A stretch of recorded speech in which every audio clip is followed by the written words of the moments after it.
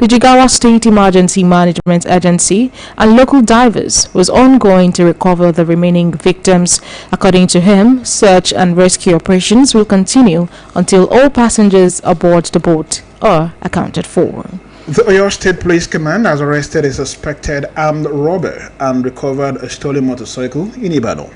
A release by the police spokesperson, DSP Ayolade Olayinka, revealed that the arrest followed a credible information received that a commercial motorcyclist, Muhammadu Kamilu, had been attacked and dispossessed of his Bajaj Boxer motorcycle by a passenger who allegedly struck him with an iron hammer at Adeniji Estate, Akwata. Operatives of the command's Violent Crime Response Unit swiftly responded to the distress report, arrested the suspect, identified as Shafiu Nuhu, and recovered the stolen motorcycle with registration number AJW842QU, along with the iron hammer allegedly used in the attack.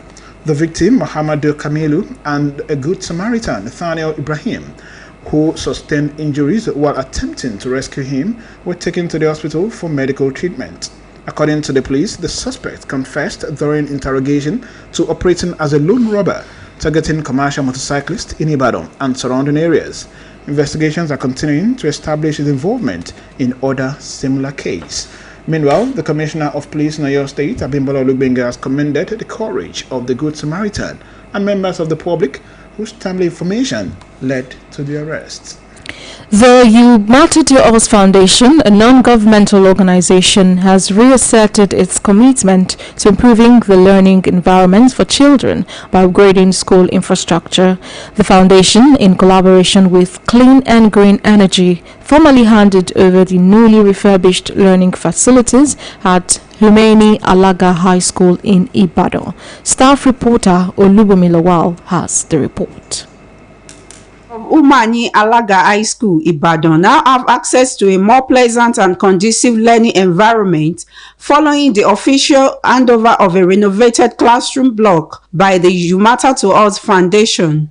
The renovated facility includes 3 well-furnished classrooms, 2 state-of-the-art laboratories, and a mini staff room, all powered by solar power. The project, aimed at creating better spaces for learning and growth, reflects the foundation's commitment to supporting quality education and ensuring that every child has access to a safe and inspiring environment for learning. Represented by Mr. Adewusi Akorede, the local inspector of education for Ibadan North Local Government, the Oyo State Commissioner for Education extended thanks to the foundation for supporting government initiatives geared towards improving educational infrastructure. Mr. Akorede emphasized that collaborations between government and private entities are crucial for enhancing educational standards statewide. When government builds policy and provides direction, we need collaborators who will step in with bricks, with boats, and with bold action. This is the partnership model that works. To the donor, You Matter to Us Foundation, we say thank you for your understanding. By renovating a block of 3 classrooms, the school physics and chemistry laboratories, and a mini staff room here at Humaini Alaga High School. According to Ms. Omolara Ajetumobi, founder of the You Matter to Us Foundation, the renovation initiative was rooted in the firm conviction that every child deserves an educational setting that fosters comfort and motivation. She expressed confidence that the improved facilities would yield significant benefits for teaching and learning. Our vision is to have a world where every child has equal opportunity to access the world. I've never been here before previously until when we came for this project, but one of our development partners wants to give back to the society. Now we did our research. We found a school, we came for Recce, and here we are today. The school administration, led by Principal Mrs. Asiat Olakpade, and students extended its gratitude for the intervention, noting it as a substantial enhancement to academic pursuits and the school's overall growth. To say a very big thank you to the state government, Then my special appreciation to You Matter to Us Foundation. I don't know them from anywhere. They just came to the school, they promised and they fulfilled the promise. During his goodwill message, the national president of the Old Students Association appreciated the initiative and appealed to the government for enhanced infrastructural facilities at the school. Most of the structures are completely dilapidated. So the one we are still seeing standing was due to the effort of this transition. But because we cannot do it all alone, we know government has a lot of things they are doing, but they should also at least put us in mind occasionally to still come around and help us to maintain our school. The students of Umani Alaga High School presented a cultural display to entertain the guests. A key highlight of the event was the symbolic presentation of the upgraded facilities to the school management, underscoring another achievement in the quest to improve access to quality education via strategic alliances. Olubumi Lawal, BCOS News. 300 secondary school teachers in Oluyole State have been equipped with the knowledge and practical skills needed to champion climate action and environmental sustainability through a climate literacy and awareness program. The initiative, sponsored by the University of the West of England, Bristol, is being implemented in partnership with Global Impact Sustainable Development Enterprise Nigeria, the Carbon Literacy Project, and the Oluyole State Ministry of Education, Science and Technology. Staff reporter Olubumi Lawal reports.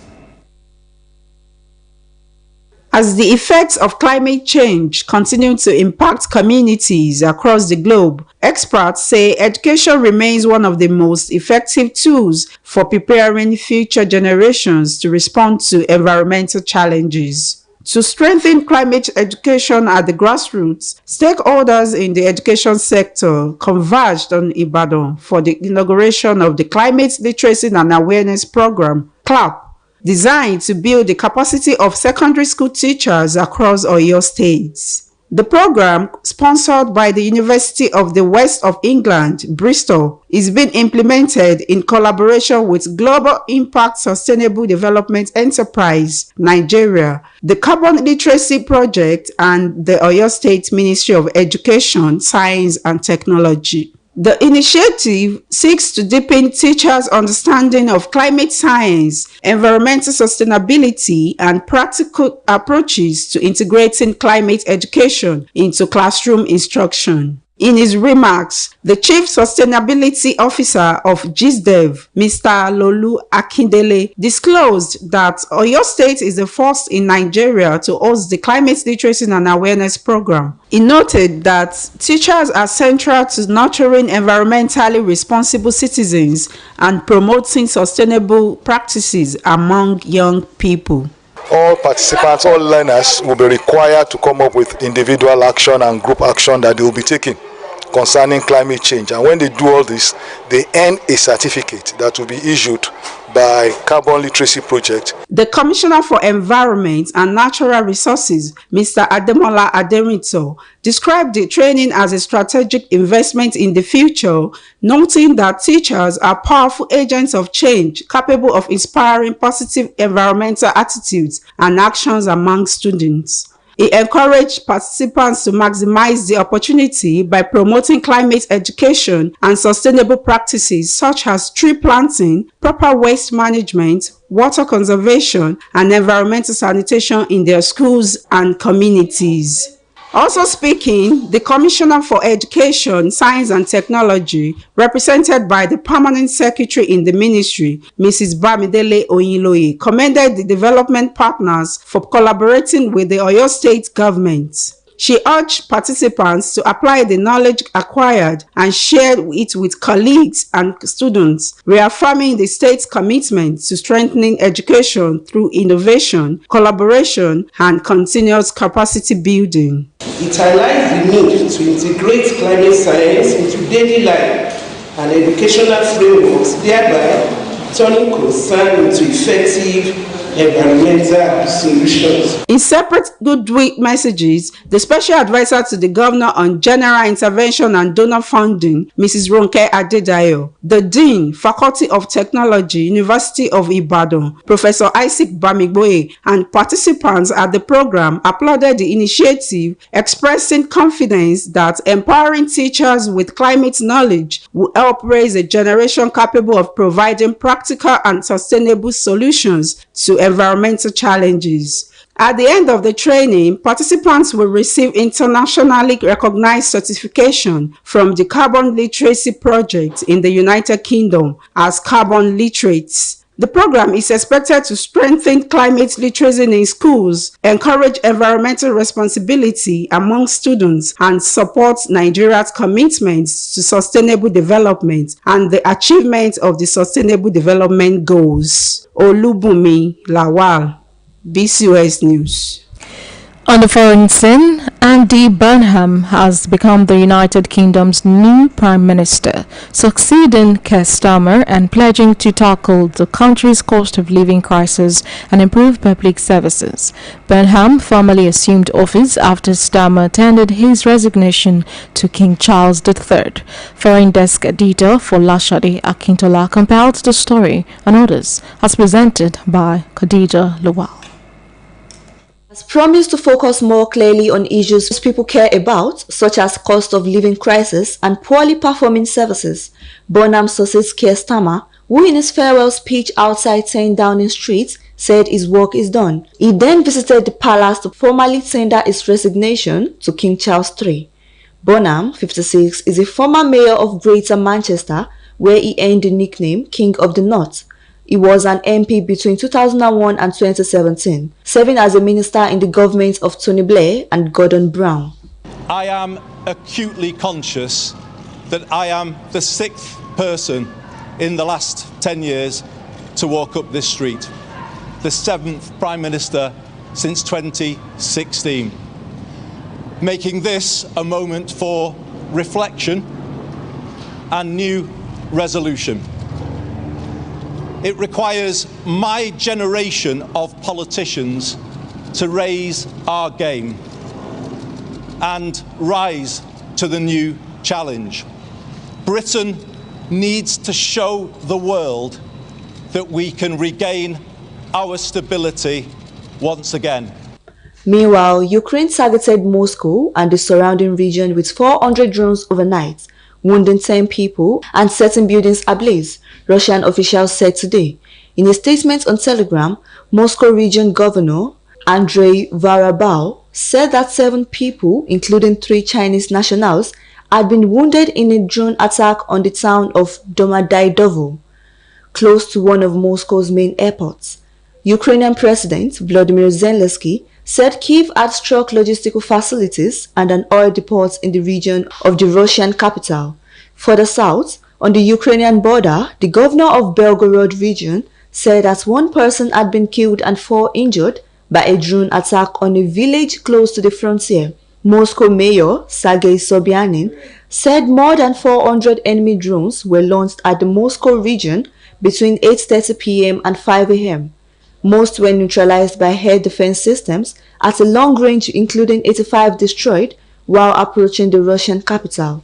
And lastly, fire crews have spent the night battling a large blaze on auto seats in Edinburgh. Small plumes of smoke could still be seen this morning along Salisbury Crags after the fire broke out the previous evening. 6 fire engines were sent to tackle the grass fire, with firefighters seen dousing the flames. The Scottish Fire and Rescue Service said there were no reported casualties, but Police Scotland said Queen's Drive, the road that encircles the Holyrood Park Hills, remained closed to all vehicles. It is the 2nd fire in the last 3 months at the landmark, an ancient extinct volcano that offers panoramic views of the Scottish capital. Large swaths of vegetation below the cliff face were burned black by the fire, and sound of chainsaws could be heard this morning, believed to be from work to clear vegetation. On the ground, firefighters were concentrating efforts on the area of Queen's Drive closet to the Pollock Halls of Residence, the largest student accommodation site for Edinburgh University. Khadija Lawal, BCOS News. To end this edition of Newscope, here again are the main points.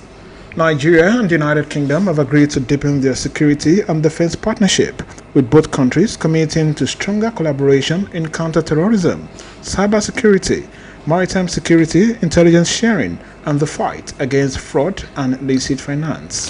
Abubakar Abal, the commander of Ansaru and Al-Qaeda-affiliated terrorist group, prosecuted for alleged terrorism by the Department of the State Service, DSS, has been sentenced to life imprisonment by the Abuja Federal High Court. The Oyo State Police Command has arrested a suspected armed robber and recovered a stolen motorcycle in Ibadan.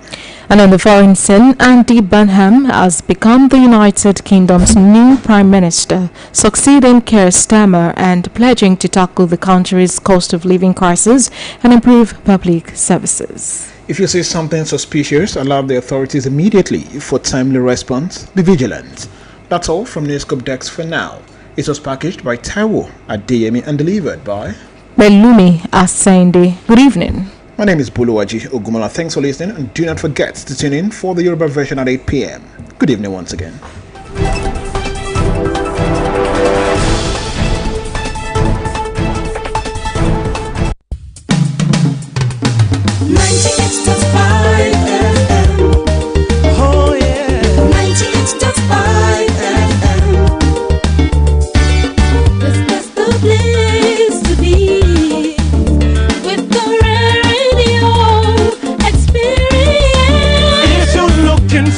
Best in news, sports and entertainment. We got everything you need and so much more, yeah. 98.5 FM Oluyole. 98.5 FM. Hear me now. You're down to the number one station. Educative and quality information.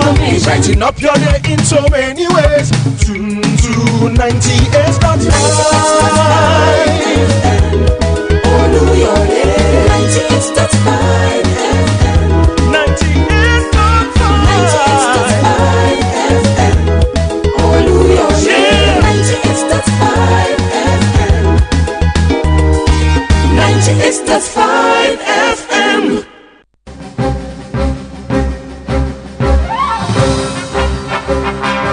Wọ̀kùwọ̀kù lọ́rọ̀rùn pẹ̀sẹ̀ láti kéde nílé akéde Tọ̀yọ́ ni.